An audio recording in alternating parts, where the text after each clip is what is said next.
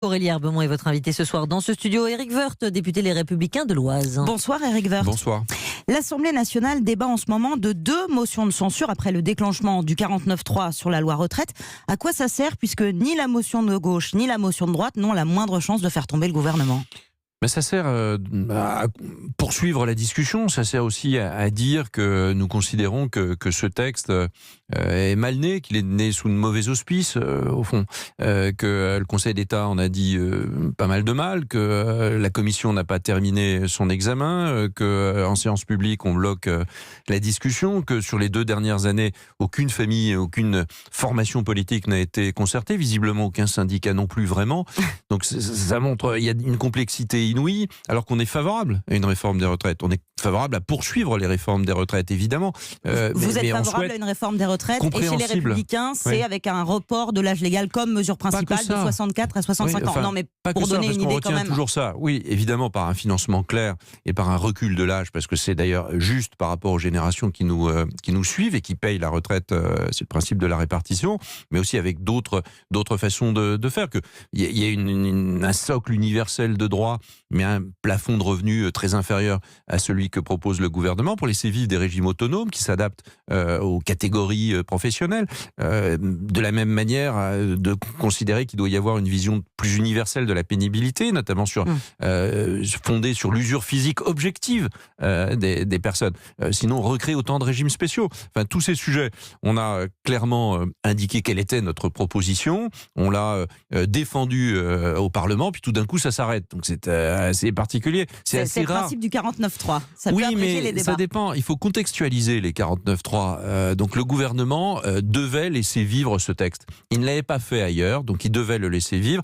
Et 2 mois, une réforme des retraites, ça vaut bien 2 mois de débat au Parlement si on les a pas fait auparavant et si le texte n'est pas clair. Si le texte était très clair, la question ne se poserait pas. Mais il n'est pas clair. Personne ne peut dire aujourd'hui. Il n'y a pas un auditeur qui peut dire aujourd'hui si il aura une meilleure retraite après la réforme qu'avant la réforme. C'est impossible à dire. Est-ce que vous voterez la motion de censure de la gauche ? Parce que les Insoumis et les communistes sont prêts à voter la vôtre. Il faut bien comprendre qu'il y a des oppositions. On dit toujours l'opposition. Il y a des oppositions. Nous n'avons rien à voir avec l'opposition des Insoumis, des communistes, des socialistes. Nous sommes l'opposition des Républicains.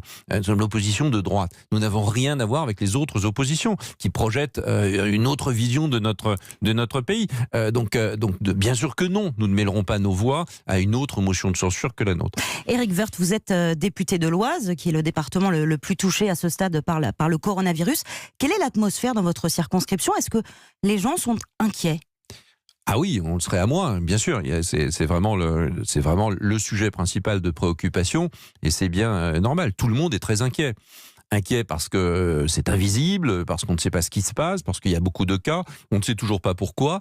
J'ai appris tout à l'heure, par exemple, par le ministre de la Santé, à l'Assemblée nationale, lors des questions d'actualité, que ce virus n'était pas arrivé dans l'Oise par la base aérienne de Creil. Tout le monde disait que c'était de rapatriement de militaires, etc. Aujourd'hui, il nous dit que c'est pas le cas. Honnêtement, nous n'avions pas cette information. Donc, on se demande d'où vient ce fameux patient, ce malade zéro. Donc, personne ne sait tout ça. On voit qu'il y a des communes, pas mal d'ailleurs, pas mal de communes qui sont dont on ferme les écoles, dont on restreint les libertés de circulation. Vous êtes élu. C'est pas le cas à Chantilly, mais les Cantiliens, les habitants de Chantilly, sont très inquiets à juste titre, puisque on ferme les écoles dans la commune d'à côté et dans une autre commune à côté aussi. Donc on se dit, c'est assez bizarre. Donc les parents d'élèves, par nature, ils sont inquiets, donc ils mettent pas nécessairement leurs enfants à l'école. Et le maire, Isabelle Wojtowiec, le maire ne peut pas fermer. Elle n'en a pas la compétence, le droit. Juridiquement, elle ne le peut pas. C'est le préfet, les autorités de santé qui peuvent fermer. Donc, il faut s'adapter, il faut communiquer, il faut dire. Et je comprends. Moi, je critique absolument pas la gestion de la crise. Et je crois que c'est vraiment pas le moment. Donc, il n'y a pas de polémique possible. Mais on comprend bien que chaque jour, on la découvre. Chaque jour, on essaye d'enrayer, de ralentir ce mal. Donc, ça nécessite des prises de position parfois qui sont difficiles à faire comprendre à toute la population. On va voter dans 12 jours pour les élections municipales. Éric Woerth, est-ce que la diffusion du virus vous inquiète quant au bon déroulement du scrutin ? Enfin, tout est inquiétant sur la vie en société. Vous voyez, on se serre plus la main. Enfin, tout ça est quand même très très étonnant. Mais les élections municipales ne doivent pas être mêlées à cela. Il doit y avoir des élections municipales, à moins que on passe à un stade ultime où il y a une épidémie considérable.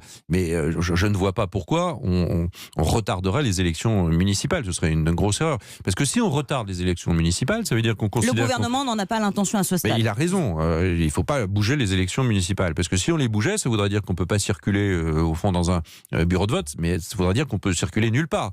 Donc il faut fermer toutes les écoles de France, il faut réduire les transports, il faut fermer les supermarchés. Enfin, vous craignez que quand même des électeurs, du coup, aient peur de se déplacer aux élections ? Oui, ça peut jouer sur certains électeurs. Il faut tenter de les rassurer. C'est un travail local. Je pense aussi que ça doit être un travail national pour dire aux électeurs de venir voter. Parce que la crise du coronavirus, elle va durer.